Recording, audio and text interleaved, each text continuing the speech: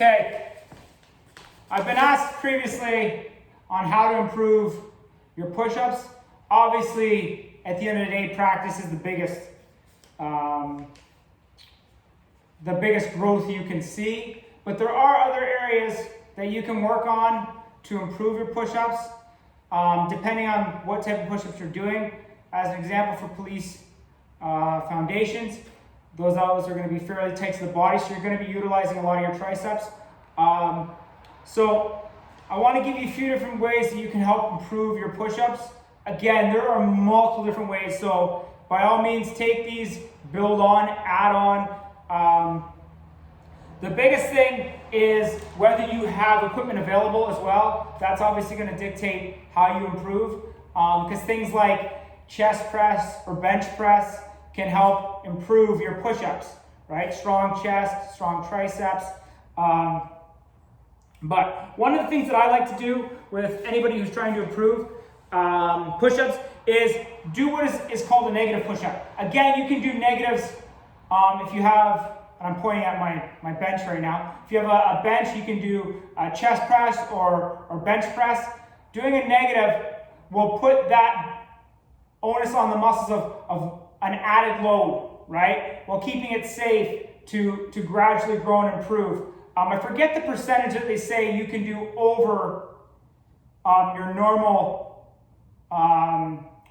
load management with something like a negative, as opposed to a straight bench press. I can get those numbers, but I remember that the numbers were staggering for utilizing a negative set. Okay, so if I was just doing a push-up, what I would probably do is I could do actually one or two things. I could start with my regular push-ups, and when I get tired, then I could go into a negative set to exhaust that muscle out.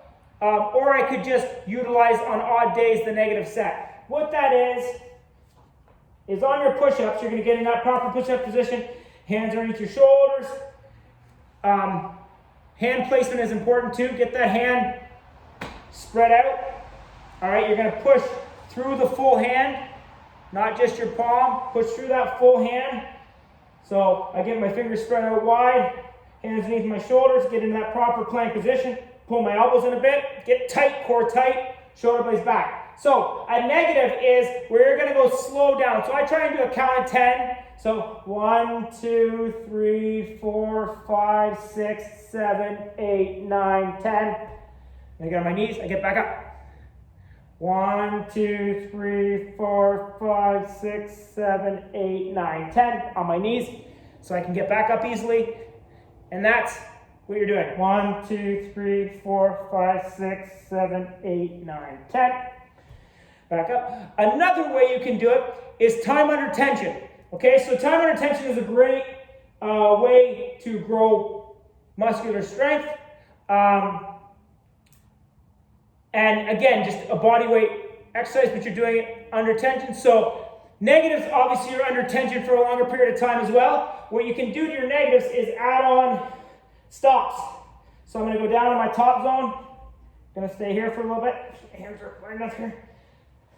I'm going to go here for a count of 5. 1, 2, 3, 4, 5. Down to halfway. 1, 2, 3, 4, 5. Down to an inch off the ground. 1, 2, 3, 4, 5. Back up. Top, 1, 2, 3, 4, 5, halfway down, 1, 2, 3, 4, 5, all the way down, 1, 2, 3, 4, 5. And as you can tell, that's extremely difficult. So you have your negatives, and then you also have the ability to stop at certain levels, okay? A lot of the times with your bench press or your chest press, that fail is gonna happen in that low to mid zone, right? So you can do a negative down and then hold that low zone for a count of 5. Right? When I say low zone, that's that inch off the ground.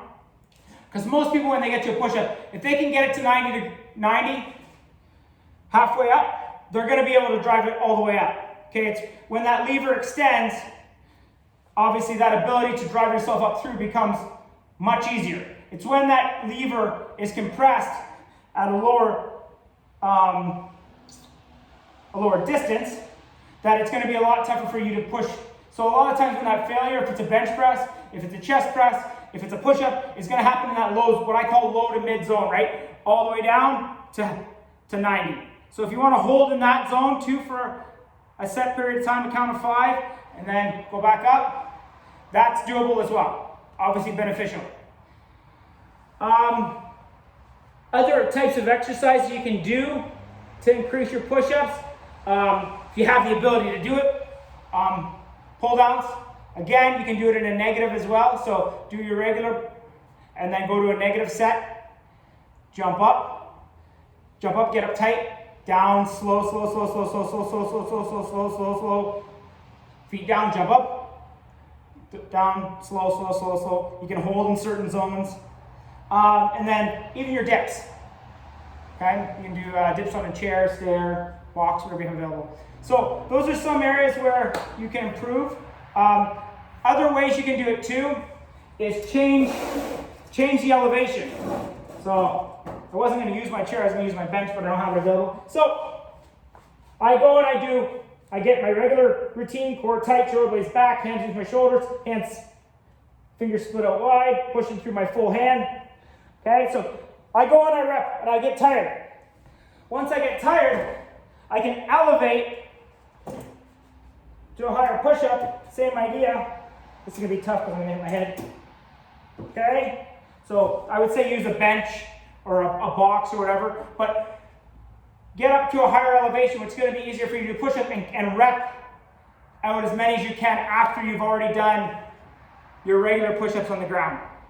Okay, so you should be able to continue to go at that elevated body position for a little bit longer, and it's again going to tax that muscle a little bit more. So hopefully with progression, when you get back down to the ground to do them, you're going to eventually improve because your body's going to understand that load and be able to push through a little longer, and your muscular strength is going to be higher. Okay, so if you have any questions, let me know, but I wanted to do a short little video on how to improve your push-ups. Thanks guys, take care.